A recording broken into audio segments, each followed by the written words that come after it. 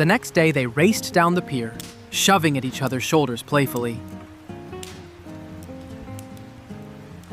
They left their clothes in a pile on the pier and dived headfirst into the lake, splashing each other as soon as they reached the surface. They laughed and eventually swam towards a floating platform where they relaxed while sunbathing and kissing. Their sunburnt shoulders looked bright pink, more so Gareth with his freckles. Agrius held Gareth in his arms and slid his wet mouth over the throbbing pulse of Gareth's throat. Gareth wedged a knee between Agrius's legs. Agrius wanted to stay tangled up in Gareth's freckled legs forever. It had been a really good day.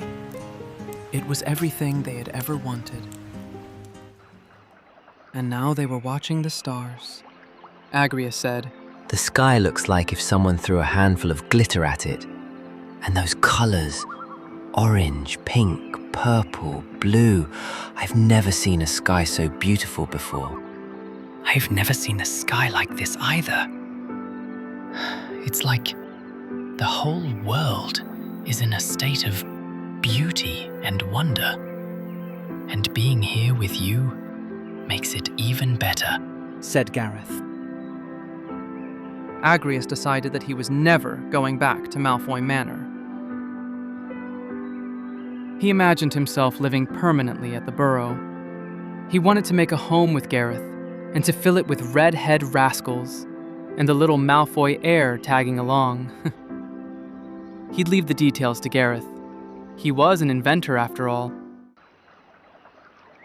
Agrius held Gareth's face and told him, "I want forever with you." Forever doesn't seem long enough, said Gareth. They kissed under the stars and then conjured up a fire pit. They stared at the fire for a while, leaning against each other. It was a beautiful night. The air was a bit chilly, and the fire was warm, and Agrius was pressed against Gareth on a little bench made out of a chunk of tree. It wasn't comfortable, yet Agrius would choose it over opulent furniture any day. Gareth poked at the fire for the 100th time. Agrius sighed and asked, "Have you not learned Incendia?" Gareth chuckled and replied, "Poking a campfire with a stick is one of life's great satisfactions." "Poking you with my stick is another." Agrius poked him playfully, and Gareth blushed.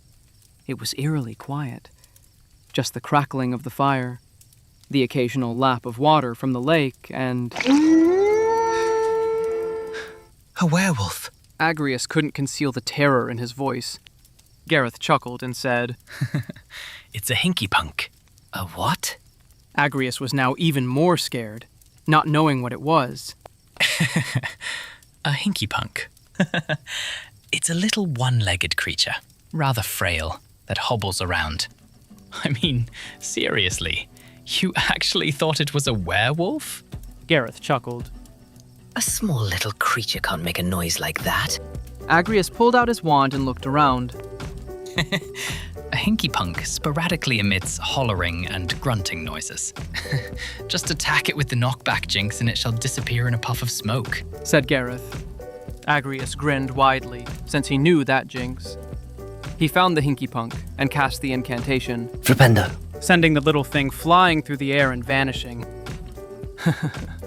Agrius smiled smugly, then picked up the bottle of wine that was resting on a trunk of tree table next to the bench and poured it into 2 glasses. He handed a glass of wine to Gareth. Agrius raised his glass for a toast. "To magic." To magic, Gareth said as their glasses clinked. Gareth tucked himself into Agrius with his legs pulled up on the bench.